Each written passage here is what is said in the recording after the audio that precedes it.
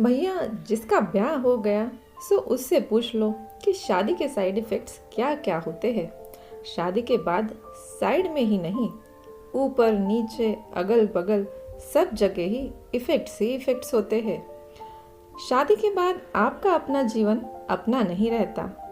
1-2 महीने तक सब ठीक ठीक चलता रहता है, रामायण की तरह। लेकिन फिर इसके बाद महाभारत का दौर शुरू हो जाता है।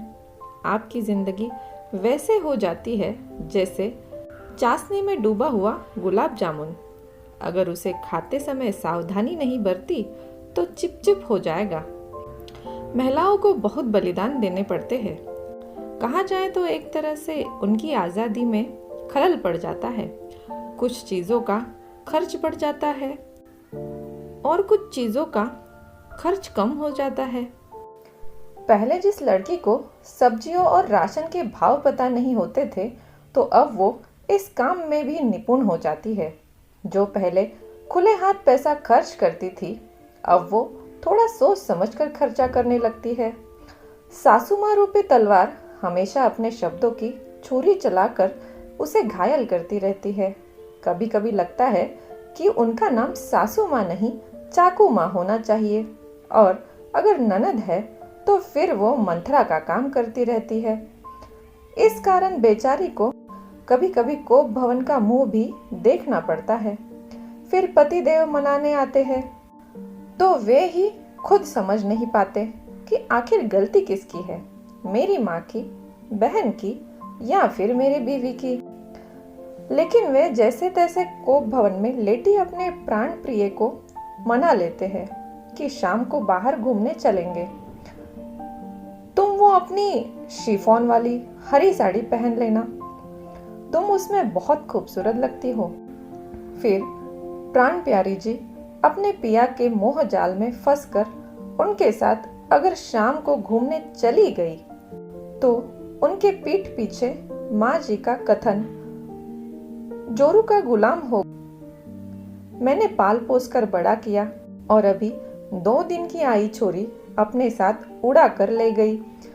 फिर ननद रानी, हाँ कल तो भैया भाभी के लिए गिफ्ट्स भी लाए थे, शायद सोने की अंगूठी थी।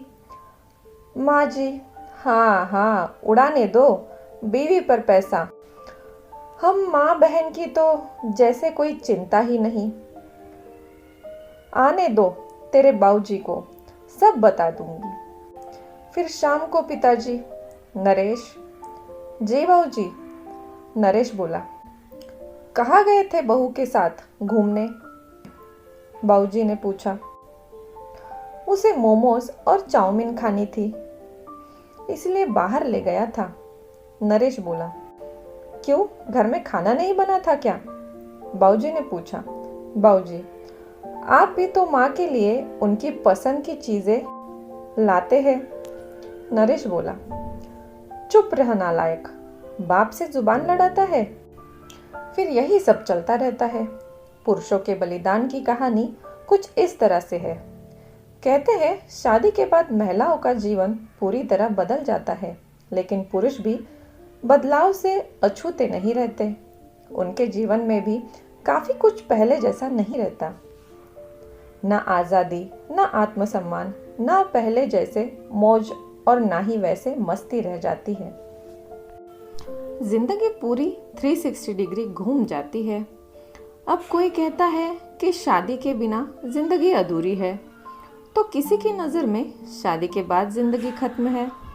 यदि आपकी पत्नी समझदार है तो आपको स्वयं को भाग्यशाली समझना चाहिए। हालांकि आपका बच्चा इसे नहीं समझेगा कि आप दिन भर मेहनत करके आए हैं, दिन भर आपने बॉस को खुश करने की कोशिश की है और अक्षम सहयोगियों के साथ काम किया है।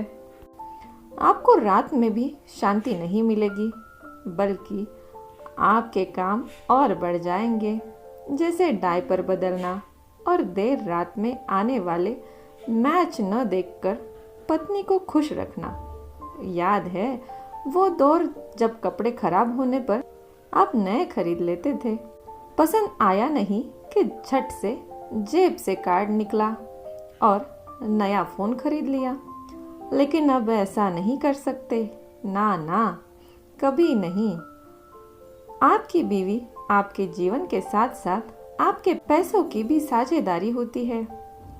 अपने लिए खरीदी करने से पहले भी आपको उनकी मर्जी की ज़रूरत होगी।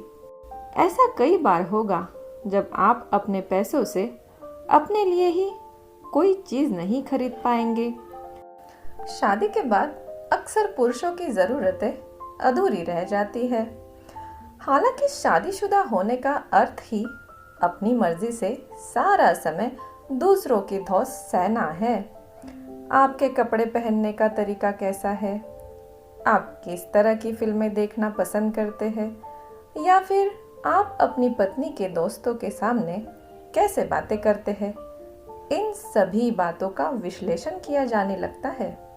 शादी के बाद दोस्ती को भूल ही जाए तो बेहतर।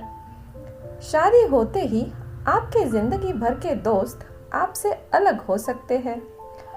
आप माने या ना माने, शादी के बाद आप घर और काम में इतना उलझ और फंस कर रह जाते हैं कि आपके पास खुद को रिचार्ज करने के लिए वक्त ही नहीं मिलता।